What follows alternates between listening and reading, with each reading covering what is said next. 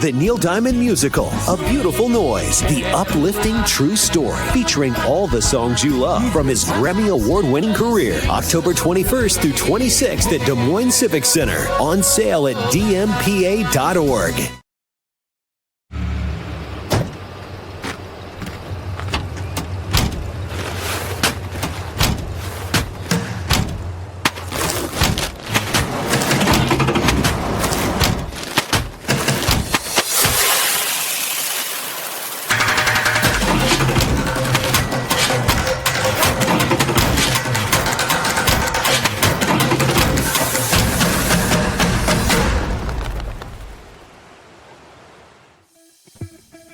Welcome back, guys. Big post-game Sunday. Iowa State had a big win, and today's episode is brought to you by Wyffels Hybrids. I'm Jacqueline Cordova, and I'm joined, as always, by Jake Remsberg, Jirehl Brock, and Colin Newell. Iowa State took care of business in their home opener, 55-7. Did anyone... Victory Sunday, let's go. Yeah. Anyone predict that score?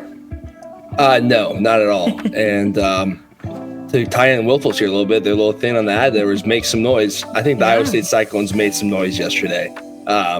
All up and down the field, all three phases of the game, offense, defense, special teams. It was just, a great performance, especially after, the travel and all that, to come out there and execute like that. Picture perfect. Yeah, that was a great way to come out after coming back from Ireland. You saw Kansas State come back and didn't have quite the same performance. So obviously coming out of there with a win, your body feels a little bit better, everything feels a little bit better, and Cyclones showed out. Yeah, I think this is definitely one of those games as a fan and as a player you kind of expect to win this game. But you also just got to go into it knowing that we did just come off of the Ireland trip where that wasn't easy on anybody's body or mental. And then also just these games like this, they could get away pretty easily if you don't take care of business. So I think they went out there and threw the first punch and kept punching until the end of the game. Yeah, honestly, Newell, I thought you spoke of the Kansas State game. I thought that's probably what it was going to look like for Iowa State as well. Like just kind of you have to get through this game, get a win on the scoreboard, and whatever it looks like, you kind of have to let it be. But for sure, the opposite. I'm sure those guys are going to be happy to go watch that film this morning. So it's always fun when you get to go in and watch film and you just score so many touchdowns. So.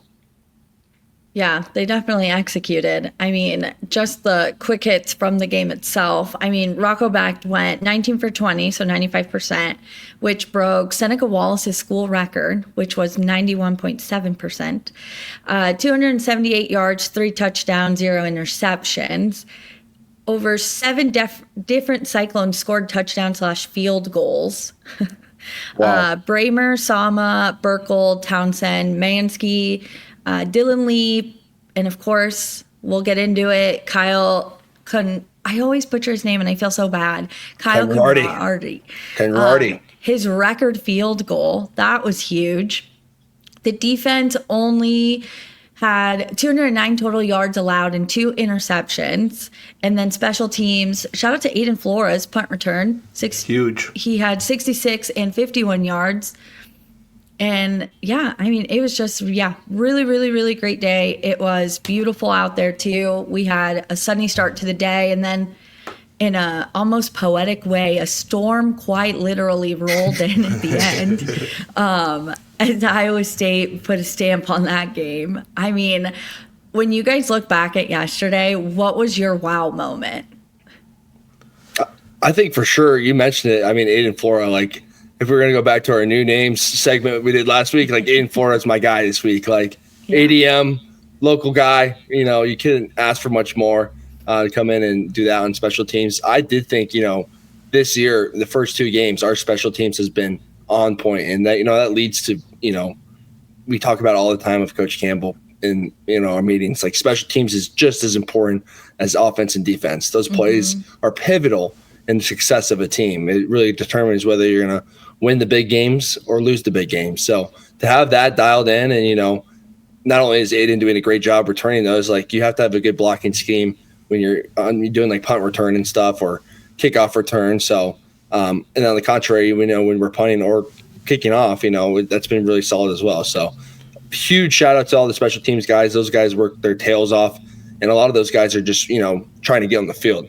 That's how they get on the field as special teams. They might not be starters on offense or defense. And, for them to buy into those roles and make sure that's executed, like that was my for sure, wow, like this, that's a great, sign of a good team to come the remainder of the year. And it's going to be really pivotal next week when, Iowa special teams have always been notorious for winning these games. I'm sure we'll get into more Cyhawk week here in a little bit, but just something to keep your eye on for next week. Yeah, I think one thing that's been, obviously the last 12, 15 games for the Cyclones has certainly been the way that they play team football. I know that's one thing that Coach Campbell, when we were back at Iowa State, was always talking about, like, hey, special teams, offense, defense, they're helping each other out. Jamison Patton going and getting a pick. Aiden Flora turning the momentum of the game. Kyle Conrarty, huge kick to send us into halftime. And then you got that offense where Rocco's going 19-20. You got offensive line protecting the quarterback, low penalties. I think when you look at what Coach Campbell has been trying to build for the last 10 years, we are seeing the fruits of his labor and the effort that he put in, where you're having a really clean football game, where you're seeing offensive line and defensive line kind of dominate a little bit. You're seeing linebackers make plays. You're seeing tight ends getting involved. And then obviously we know what we have on the outside, quarterback, running back, in the back half of this team. It's really a culmination of everything coming together for what Coach Campbell has worked on since a lot of us started at Iowa State in terms of details, win the turnover margin, don't turn the ball over, play clean, don't jump off sides, don't pass interference, stuff like that. I think it's just awesome to see what he's got coming together the last 12 to 15 games here. So my wow moment from this game is, and we kind of talk about it maybe every year with this team because of how consistent we are at producing great tight ends. And I would say just having a room full of tight ends where, Tyler Moore is out there, and you might not have heard of Tyler Moore as much if you've heard of Branner and Burkle, but when you have a tight end room as deep as that, and all three of them are out there doing great things, I think that's definitely like a wow moment, especially when we lose two wide receivers in Jaden Higgins and Jalen Noel last year, where you have younger wide receivers in the room, so you have experienced running backs and tight ends that can really lead this offense. Obviously, at the head of the snake, you have Rocco, who's a quarterback who's been through a lot of it as well. So the experience in other parts of our offense, obviously not at the wide receiver position as much, is going to help this team so much. And, our offensive coordinator being a big tight ends guy, you're going to see a lot of that play into effect this year. Well, and when you guys look at this game, Colin, I completely agree with everything you said about just Campbell finally kind of seeing all of that click together. As people who played on these teams, you were out on that field. How does it feel to see them dominate in a game they should be dominating? Like in the past, we've seen them stumble in some of these early games, especially when they, in theory, should not be. And yesterday they did. It was perfect. It was beautiful, right? People got to leave early.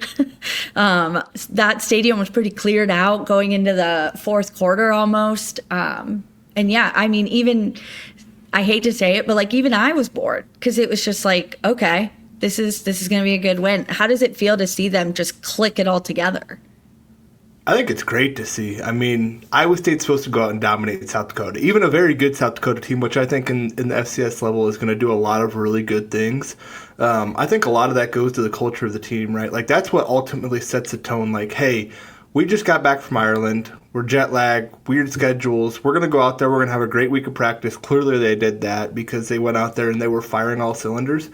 I think a lot of it, too, is like Coach Campbell's built a staff around him where you guys got guys from North Dakota State where they're used to winning national championships and they're used to going out there and executing at high levels. You got Coach Clanton, who played at Oregon in their prime, and he's a guy that's used to going out there and playing in big games.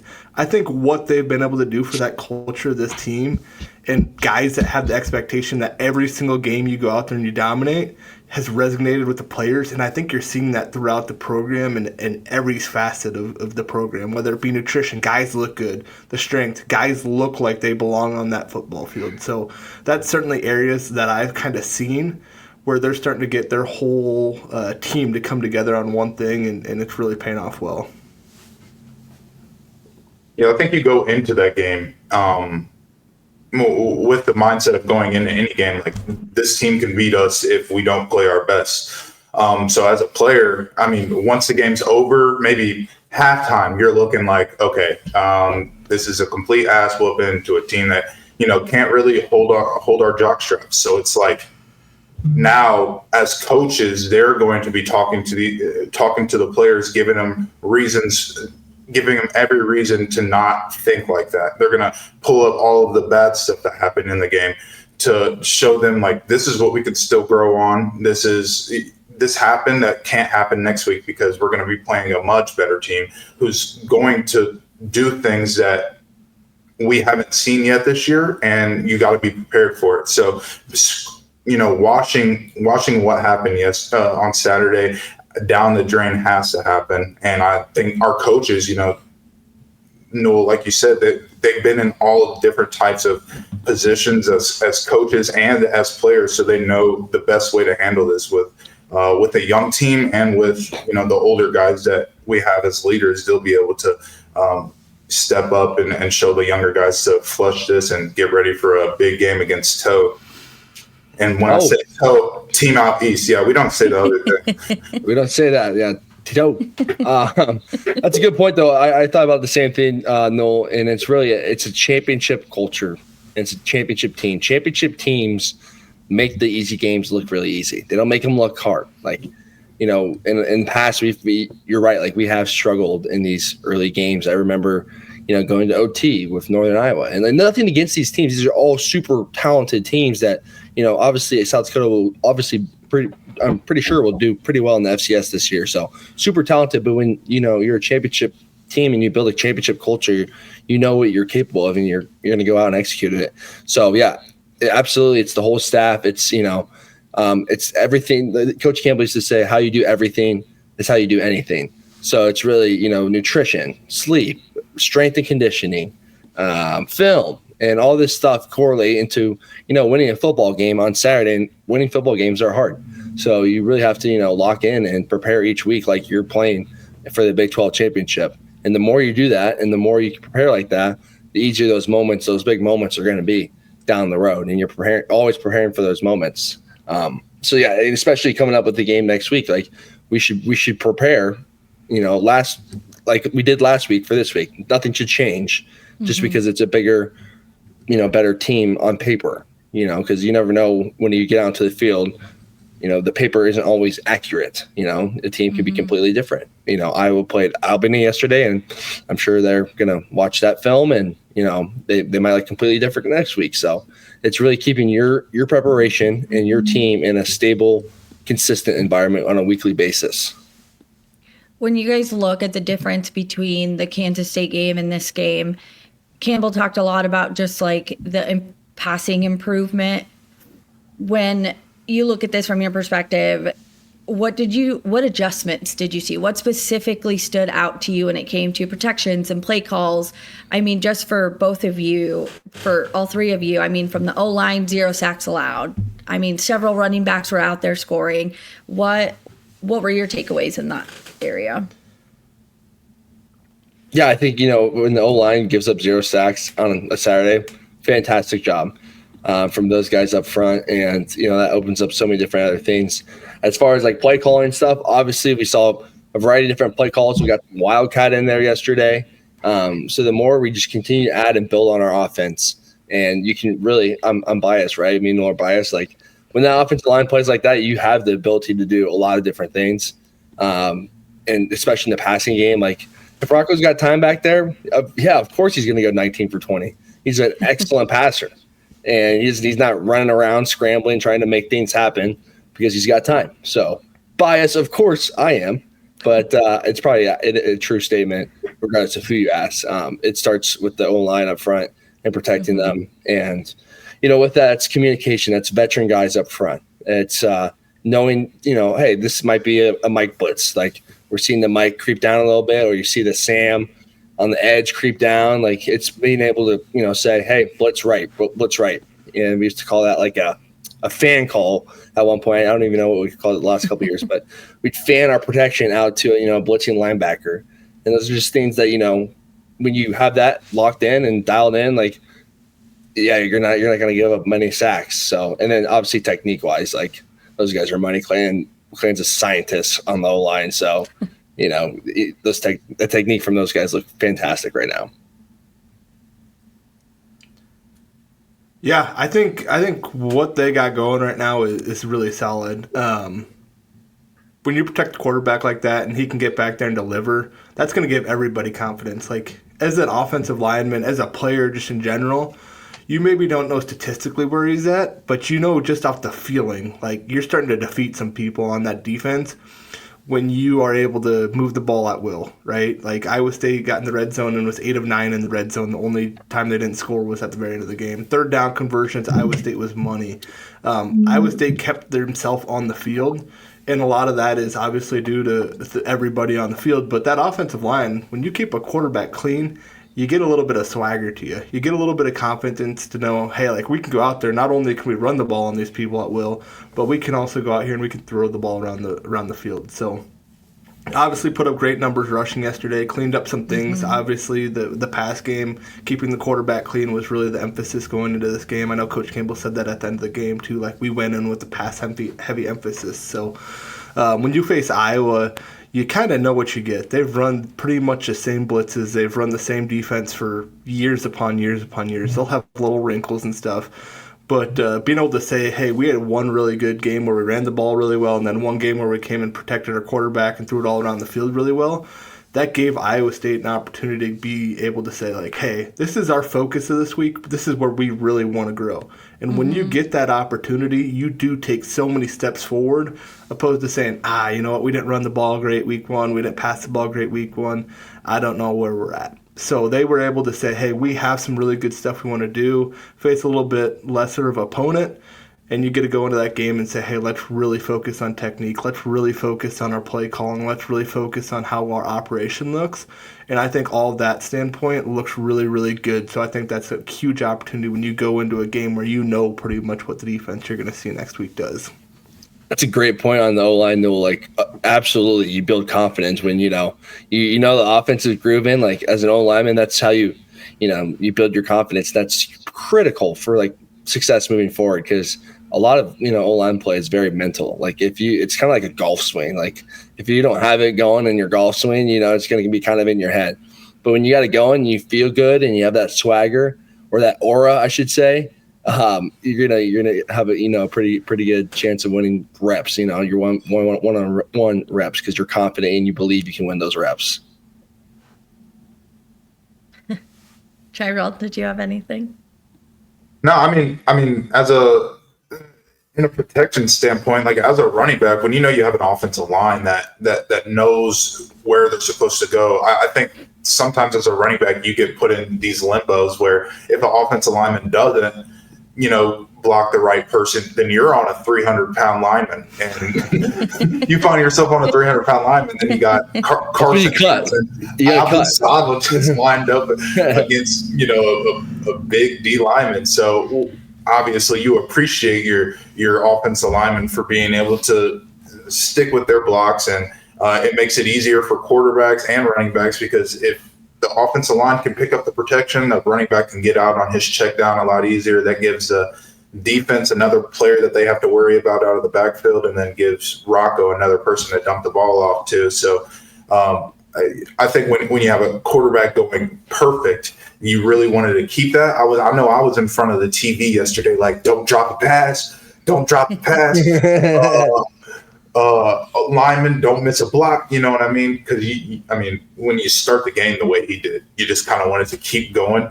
I think I was more tuned in for Rocco's first incomplete pass than I was for the first completion that he had.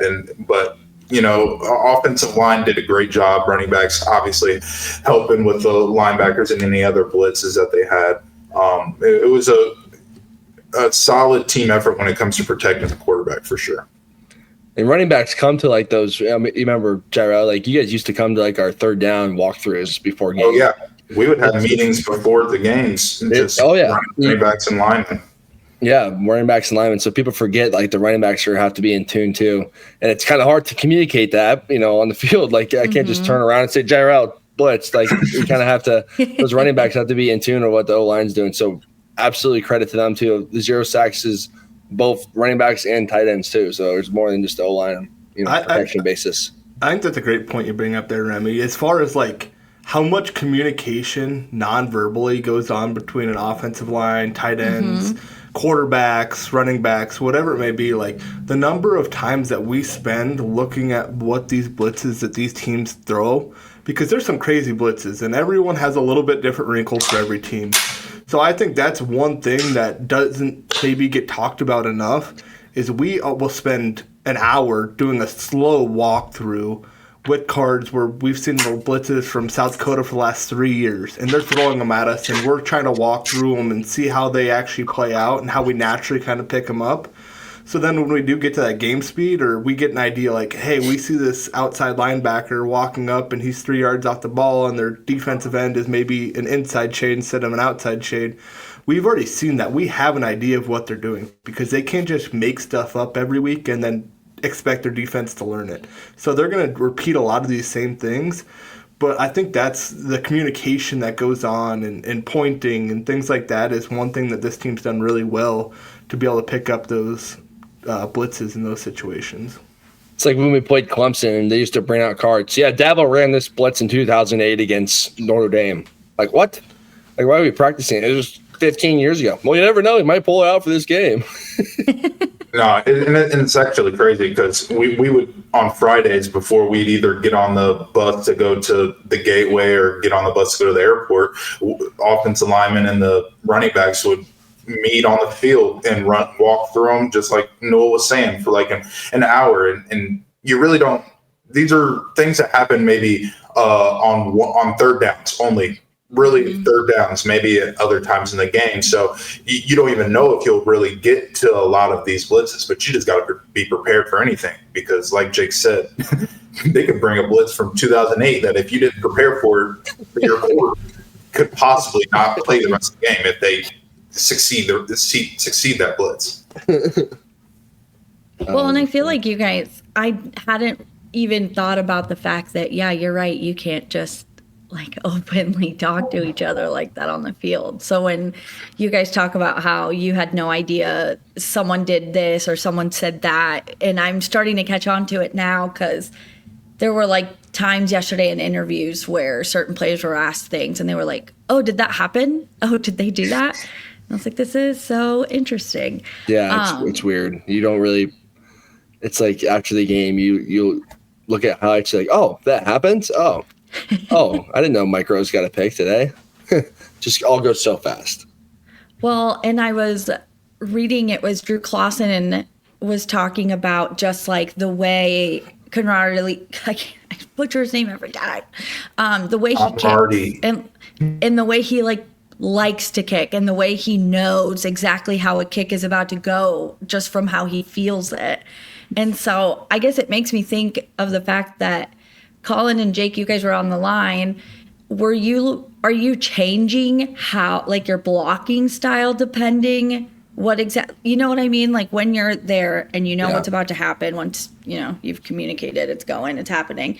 What are you changing? How are you changing it?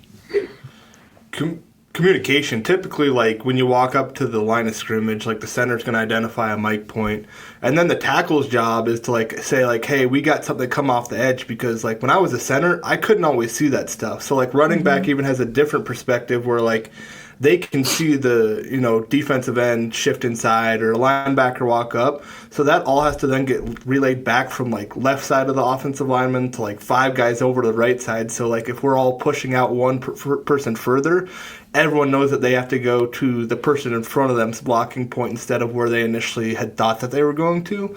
So the communication that happens, whether that is verbal or like, hey, pointing, and then it also has to know so the running back can understand like, hey, we are going one extra person. So maybe his angle has to change, or he's going to be responsible for one of the people we were picking up if it was a pass protection. In terms of like technique too, obviously by plays, your technique's going to change if whether you're running like a duo play or a counter or you're running a wide zone play. So your technique changes based on play, but you try to want to keep everything as consistent as you can. You don't want to change too much. You really don't change anything for personnel, like your job, and it doesn't really matter who is back behind you. But it's all repetition, and it's I know this defensive end likes to cross your face on a when he feels like there's a tight end with you. So it's just a lot of study and communication and technique, to get in your groove, I would say.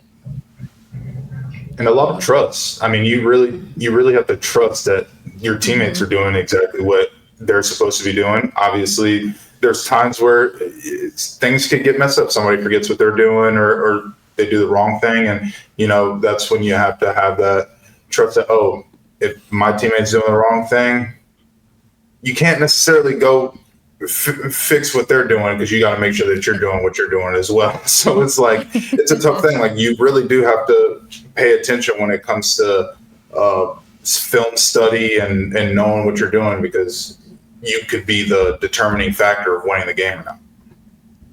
Do you have PTSD to moments in your career where you're like, Yes. shoot, I forgot what I was supposed to do? Oh, yeah. West Virginia, I already knew. Noel, West Virginia. You know what blitz I'm talking about? Yeah, I know what blitz Describe you're it. talking about. Remind me. Oh, Coach Campbell got me. Nah. So I had the meeting. Hey, we all have those. I accidentally tackled Brees on a screen one time. He was pissed.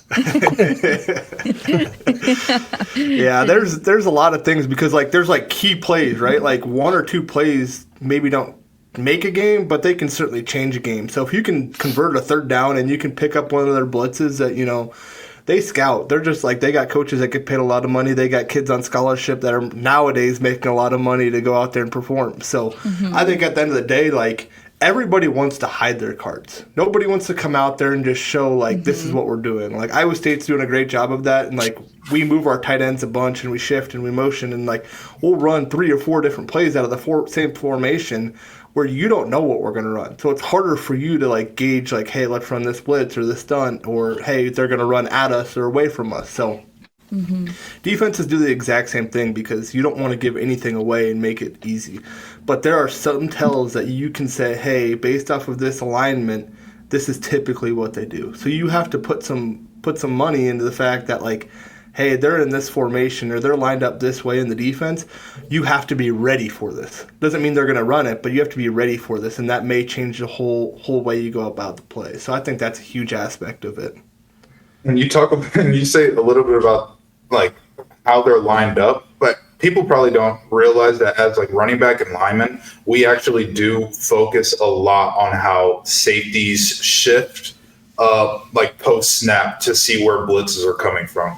Quarterbacks obviously focus on that to read coverages and stuff, but us as offensive linemen and running backs, we have to look at the safeties to see where they're shifting to know where the blitz is coming from. If you're in the stands, you're listening to this podcast, and you want to try to figure out defense a little bit better, watch the safeties. So have some fun with that. And if you see, it's we used to call it a teeter-totter. If you're watching this on YouTube, the safety movement, either way on a teeter-totter, it can tell you a lot about a defense. So that's kind of that's a little tip for you listeners if you want to have some fun. And this is why you guys are here, to give this perspective. You'll be able to tell a lot about, especially this next game. Really watch the safeties, because that's especially Toe. They do a really Iowa's for sure. good job with their safeties. If one safety's coming down, he's replacing someone that's possibly blitzing. He's got to come up and protect the flat area over here for if there's a Sam blitzer. Sorry, I don't want to get too technical on this pod, but we could go into defenses and blitzes for a long time. And give me a whiteboard.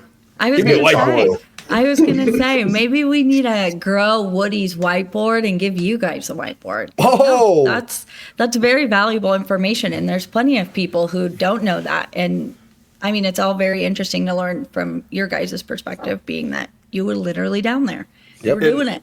And Iowa's very consistent in the fact that, like, they don't mess stuff up. Like, they really don't. Yeah. Like, you're not going to have, like, one guy blitz and the guy not filling. So, like, they have to always be able to be kind of on the move when they're going there. So that's something that they do really well, that they don't leave a lot of open big play opportunities. Like maybe you see at some other schools that we play throughout the season. So they do have to maybe show indicators a little bit more, but they also have so many different ways that they can do it. it was always fun when you're watching some film in preparation for a game and you see a play and you're kind of like, what the heck was that? And the best way you could put it too is I think that guy messed up. I don't know if he knows what he's doing. And For real. that doesn't happen when you play Iowa, thankfully, which makes it easy to prepare. But there's some games where you'd be like, what is that? And When a guy goes rogue, it makes it hard to game plan for because you don't know if that's a mess up or if that's something that, like, hey, they're throwing something at us here. It's literally like if you got like a sheet before each game, it's literally a key point like, hey, this defense may go rogue. They may not be on top of it, and it might mess you up a little bit. So, well, how do you even prepare for that? How do you mentally get yourself in a place of like, oh, this team may throw us for a loop from what we're usually used to, which is maybe a little more like prepared? in simplest terms, with that kind of thing is if you know what you're supposed to do and you know your desired outcome of each play. Like if I know if it's a wide zone play and I have to secure an edge, and if I don't have any help from a tight end also securing the edge, or I have to bring the backside of the offensive line with me to secure an edge, like I know that's my job, on a play. And whatever happens, however the defense shakes out within that, that your job is going to be executed no matter what they do, really. Obviously, you're going to try to, pick up on keys pre-snap, but you're not going to get them all. You're not going to get the fact that the defensive lineman is going to cross your face. Like, for instance, me, first play of the Big 12 championship in 2020, we discussed, that if Oklahoma defensive end was wide, he was going to stay wide. And he was wide first play of the game, and he crossed my face. So you just never know. Mm-hmm. And then you tear your pec in the process of doing that because, I'm trying to reach. Yep. That's a story for a different day. But Well, before we dive into more Iowa previewing and, of course, the kick heard around the world, I want to give a shout out to today's sponsor, Wyffels Hybrids, as you all know, our fearless supporters. Wyffels Hybrids is an independent seed corn company making some noise in the Corn Belt. Since 1946, Wyffels has stayed family-owned and focused solely on seed corn, meaning farmers know it's always their number one priority.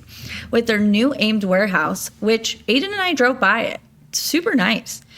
We got a little turned around there in the traffic, but so we got to drive by their new Ames warehouse and testing site. Wyffels is doubling down on Iowa and supporting Cyclone athletics. Hence, they're supporting our podcast, local sports, and partnering with Iowa State's College of Agriculture and Life Sciences. So, make some noise for Wyffels. Yeah, shout out. So, learn more about them by going to wyffels.com. Great team over there. So, like I said, Cyclones supporting Cyclones. Love to see it. Again, the kick heard around the world. I want to start number one. They asked Kyle in the post game to kind of go through the conversation that happened with Campbell. And it basically was Campbell asked him, do you want to go for it? He said, heck yeah. And Campbell said, F it, let's do it. Sounds like Campbell. So he went out there. Yeah. 63-yard field goal to end the half. It is the longest kick in school history by 5 yards. It was also the longest kick in Jack Trice Stadium history. The 63-yard field goal was the second longest in Big 12 history and tied for the 9th longest in NCAA history. Wow. And it was the third 63-plus yard field goal in FBS football since 2000. What's the record, by the way? Do we know what the record is? 65. 65? I think it's 65, yes. I think so. That's what I heard yesterday. I think Kyle should go for the record this year. It's great. He's in the. I think great. He's in the Iowa State record books. But Kyle, if you're listening to this, let's get the NCAA one. I just loved it for him, just because people were so hard on him during the last game when he missed a field goal.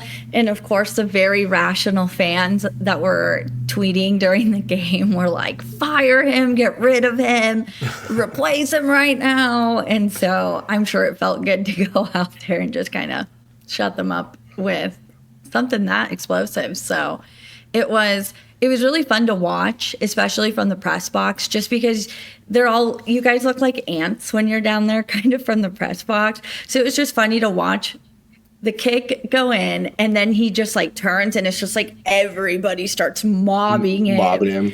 And it was so great. They pointed out that Rocco was one of the first ones out there, and it was just wholesome. It was really fun to watch. And again, I mean, way to etch your name in the history books. That's pretty neat. So what do you guys think? He was already in the history book for last year's game, I think. That's what I was going to say. Dude, that's what I was going to say. Sorry. If anyone's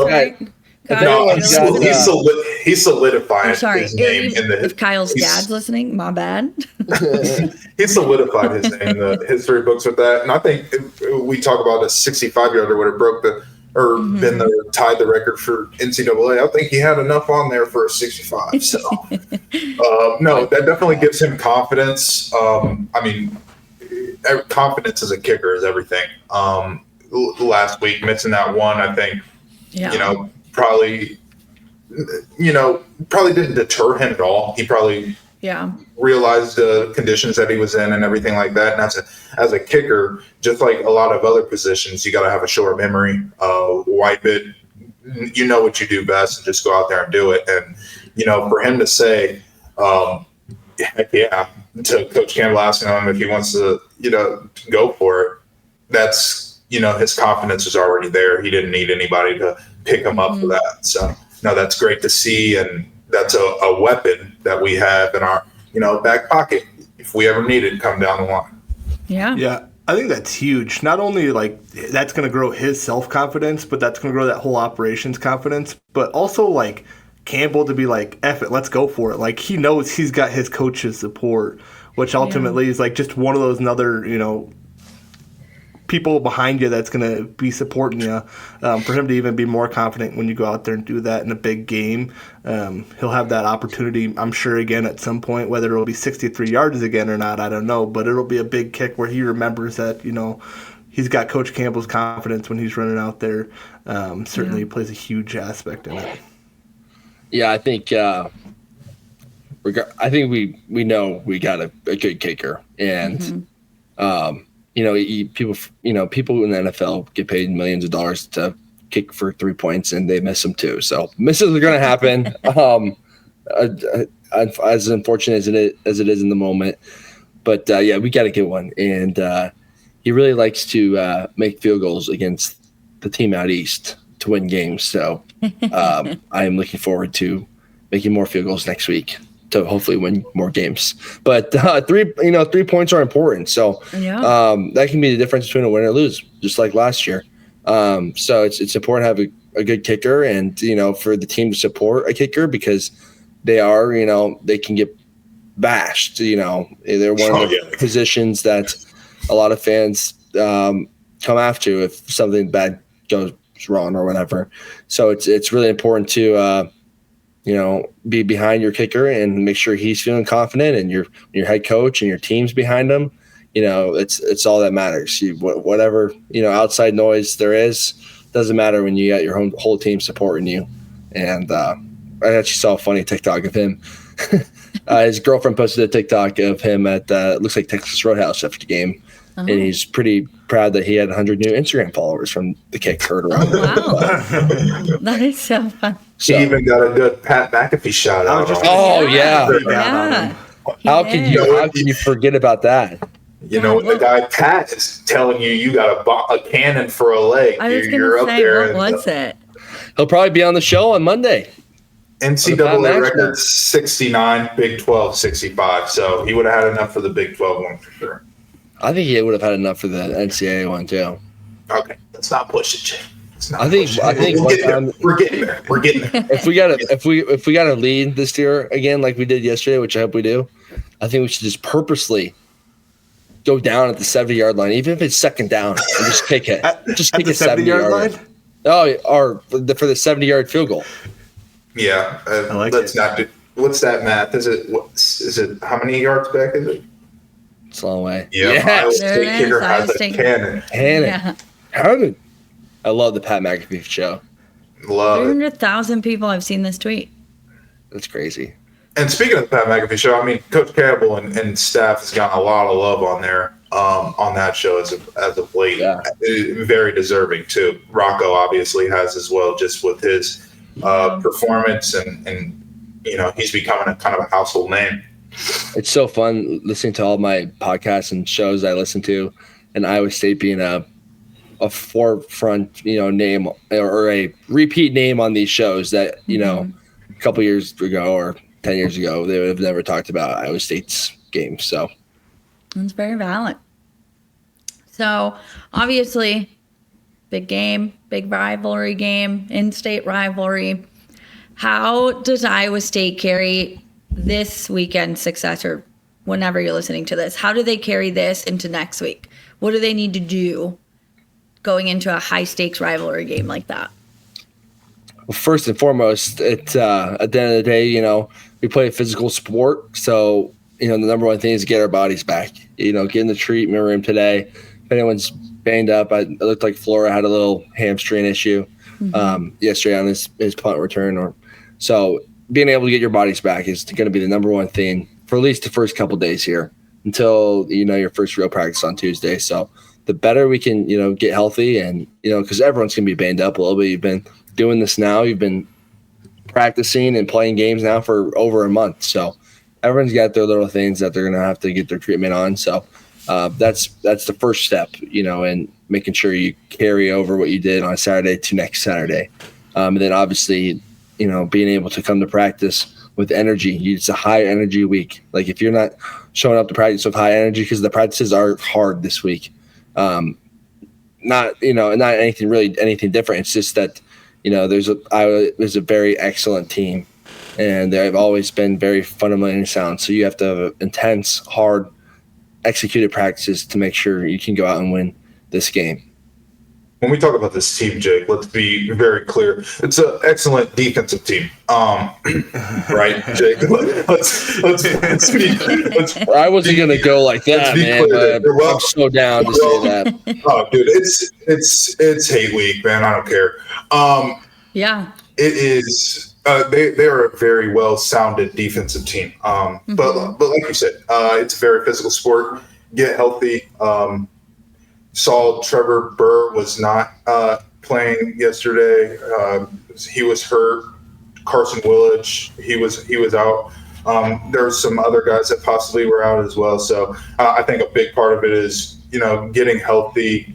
Training staff at Iowa State's great. So getting in with those guys and ladies, getting in with them and making sure that your body is ready, because this is going to be one of those games where every hit, all contact feels like a little bit like times two. It's just going to feel that way because of the atmosphere. You're playing against guys that you might have played in high school. These in-state guys where there's just a little bit more feeling when it comes to the school or the other schools. So just being prepared for that mentally, you got to go into it like it's any game, it's any other game. But know that the other team does not think that it's just any other game. They're coming here to destroy you. They obviously have felt what we have done to them the past couple of years. So going into this game with that on your mind and don't receive a punch, go out there and throw it. Absolutely. Yeah, I've loved, honestly, what Iowa State, like I said earlier here, what Iowa State's done the last 12 to 15 games, I think, in terms of managing ball control, things like that. I think that's ultimately what it's going to come down to. You're going to have a little bit more juice in your veins when you go out to that game. You're going to have a little bit more juice in your veins when you go out to practice. So it's making sure that you can keep yourself level in those moments and know that, hey, we're playing really solid football right now. We also have a really good, solid team that we're playing, especially defensively and on special teams as well. So I think that being aware of that and just saying like, hey, we need to go out and execute at a high level. So it's really going to say, hey, we got to identify what their defense is doing. Kind of like we talked about there a little bit, the communication has to be really, really good because they are going to throw some things at us, and they have some unusual blitzes that we maybe don't see at other times in the game. And they do them in similar times. Third down, you'll see outside linebacker pressure, things like that. So you got to be on that because if Iowa State can go 9 of 10 on third down again, Iowa State's going to win this game convincingly. So I think being able to say, hey, let's manage our expectations here, make sure our emotions are in check, and then being able to go out there and play really clean football is certainly going to lead to a really good success story for Iowa State. I also think Iowa State getting some guys like Xavier Townsend involved in the game here that are really versatile and can make huge plays. We saw a little bit of that this last week. I think are going to be some of the keys for Iowa State to go out there and really light the world on fire. Iowa does a really good job on defense, stunting their defensive line too. They're doing twists and stunts with their linebackers all the time. You'll get the occasional, which is just my nemesis, Newell, on the offensive line, is when the linebackers just go move, and defensive line will shift, and so they do that all the time. I'm sure they'll be doing that a lot this week. So it's important. It'll be important to make sure we get our run game going early and kind of put that stamp down pretty early, and obviously get those tight ends involved again, which plays in with the run game. Those tight ends have just as much emphasis on the run game as they do pass game. As fun as it is to see them catching all these touchdowns like they did on Saturday, they're really important in the run game too. So, and how can we run the ball? Who's going to win the running the ball matchup? Because Iowa, as you saw yesterday, pretty much just ran the ball to victory yesterday.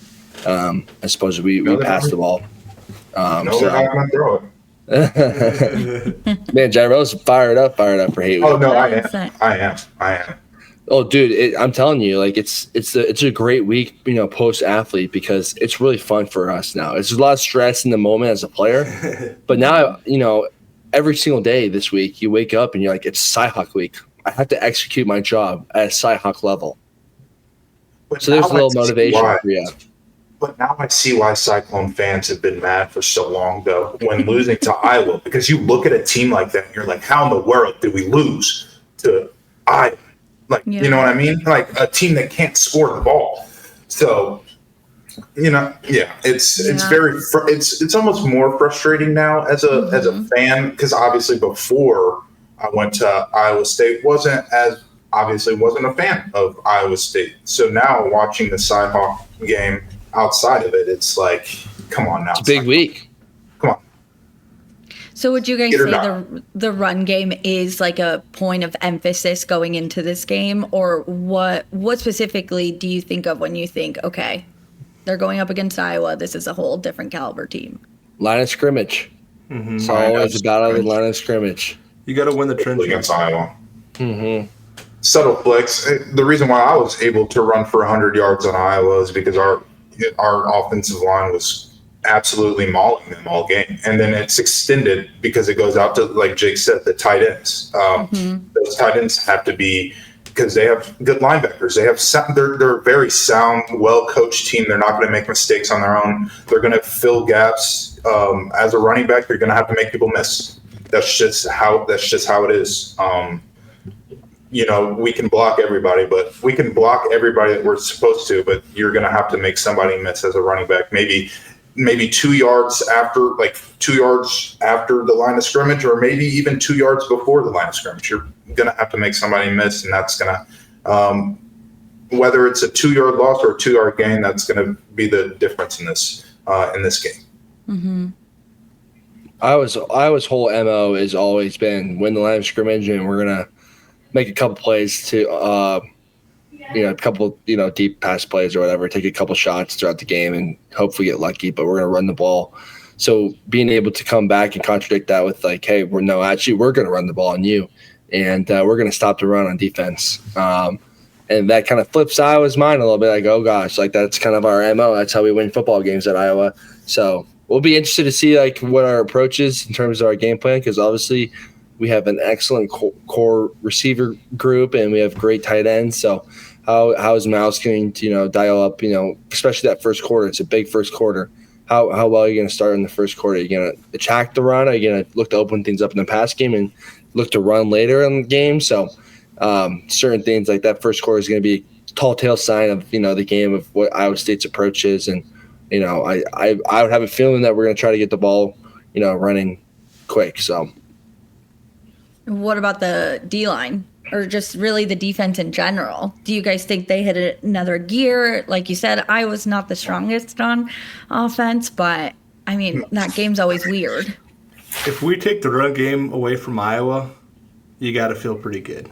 I mean, that's always the motto, no matter where you are or what team you're playing. But historically, that's, I feel like, even probably more so true in this game, just in the fact that they are a run-heavy team. They have been, and they've won a lot of football games by being that way, and then playing good defense. So ball control, time of possession, things like that, everything that Iowa State's done really well the last 12 to 15 games, not turning the ball over, low penalties, and then ball control, having the ball for more time than the other team, I think is all things that Iowa tries to do. So if we can flip the script and do it to them, I think Iowa State wins convincingly. Iowa ran the ball yesterday 53 times for 310 yards. For a 5.8 average, passing, they had 16 pass plays or attempts the whole game. I love Coach Haycock, and I would never tell him how to run a defense. But if I see three high safeties on Saturday, what's up? Bring some guys down in the box. Come on, put them in the box. They're not throwing the ball. Come on. The start will come down and play, run fit. He better not start. He better not start high. We need him down. We need them down. They're running the ball. Okay, we know what they're going to do. Our now safeties are hitting this year too. Oh yeah. And I didn't even know it's. Speaking of, sorry, sidetrack. Big noon kickoffs coming to Ames. Oh yeah, it's Big Noon Kickoff's going to be here. That's pretty cool. Is that the first time we've had Big Noon Kickoff in the last couple of years? I want to say it is. Oh, wow. I mean, I feel like we had game day a couple times. Yes, we had game day twice. Yeah.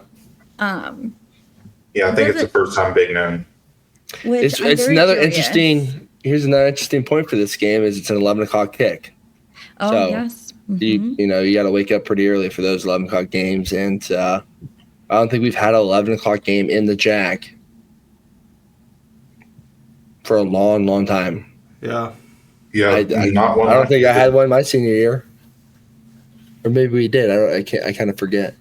Well, and last year was all night games. All night games last year, pretty practically. So it's a big adjustment. So you got to wake up and get rolling. We've had Big Noon Kickoff when we've played on the road before, but it's a big game to start off so early. I hope Dave Portnoy gives us a little pizza review. What do you say? You think he'll go to Jeff's? I think Jeff. I hope he goes to Jeff. Or the We Will Pizza, which I had one in the stadium yesterday. If you didn't know, you can get one in the stadium, and they're excellent in the stadium. Excellent. So. Is that a paid ad? I think it's a paid. I don't know. No free shout outs, but no free promos. But I guess I just threw a little one out there. But let's get pizza. No, I haven't had it, so good to know. I've had it in the store, but yeah, the stadium's it's pretty good. Well, I won't ask you guys, what does preparation look like for this week? Because you're going to say it looks the same as it did last week. Oh, it's different. We can tell you now it's different. We're further out of the game now than we can get rid of that coach talk, that media talk.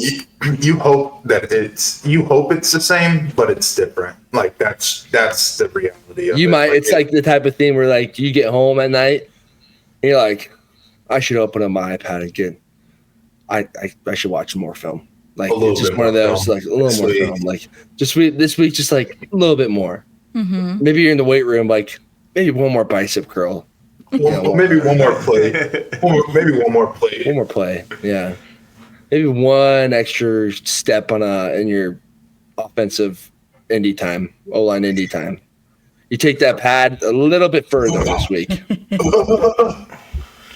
How does it physically feel, like in the game? Like not even like physically you as a player. Like when you're getting ready to walk through the tunnel, you're about to hit the field, energy's different. Do you feel it? Or are you just zoned out at that point? Zoned. I'm zoned out. No. I don't remember. Dude. I don't remember like before any. You feel that. You feel that energy. Not only that, like you're going out for your 90-minute warm up, and the student section's already full. Yeah, Like, that's the best feeling when you're out there and the section's already going crazy.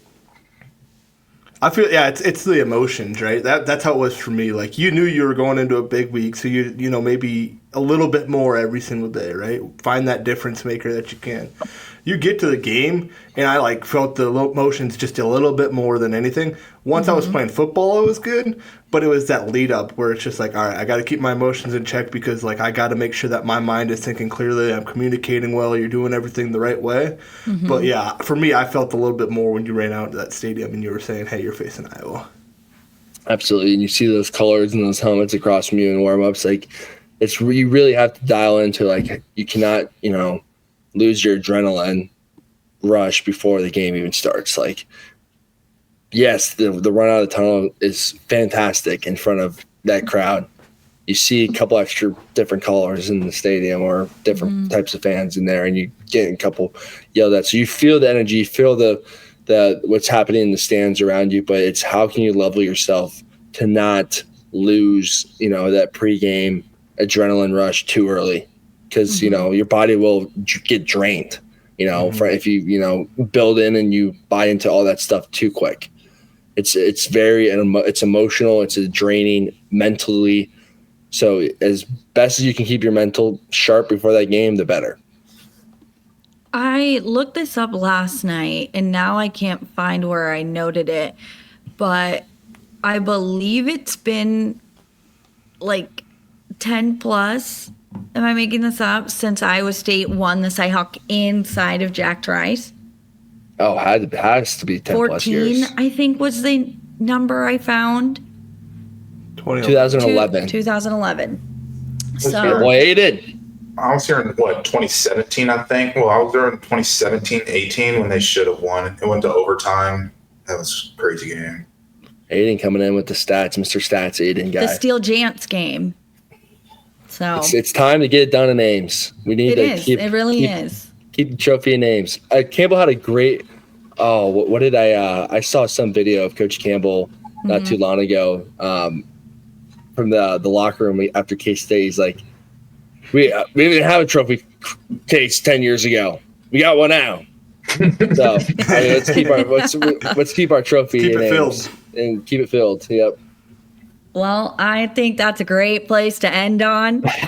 Next Saturday, as we said, 11 a.m. kick. It's going to be an absolute insane day in Ames, as it always freaking is for this game. Make sure to get your game day gear, Cyclone Fanatic. We have 20% off a bunch of Cardinal colored t-shirts, and there's 10% off for your Victory Sunday. So all discounts added at checkout, so don't worry about any codes. Just literally log in and go buy your game day gear. I like that top right shirt. I think I'm gonna have to get that one. I need me a big citrus shirt. Not gonna lie. Citrus. I need him to be on demon time this Saturday. I know he was Like sitting last on year? that sideline comfy after they got a comfortable lead. So get my man out there. Wear that gear this week, Cyclone. Yes, fans. wear your Cyclone Fanatic Rep gear. it. Rep the Cyclone Fanatic gear. Wake up with a little more energy because it's Cyhawk week. If you're listening to this at work right now, you can, get that afternoon rush going, adrenaline rush, because it's Cyhawk week. I'll be fired up every single day. If anyone needs some motivation this week, it's right in front of you. It's Saturday at 11 o'clock when we keep the trophy in Ames. Boom. Beat toe. Beat toe. Reno. All right. Well, thanks for listening, guys. We'll be back next week as always.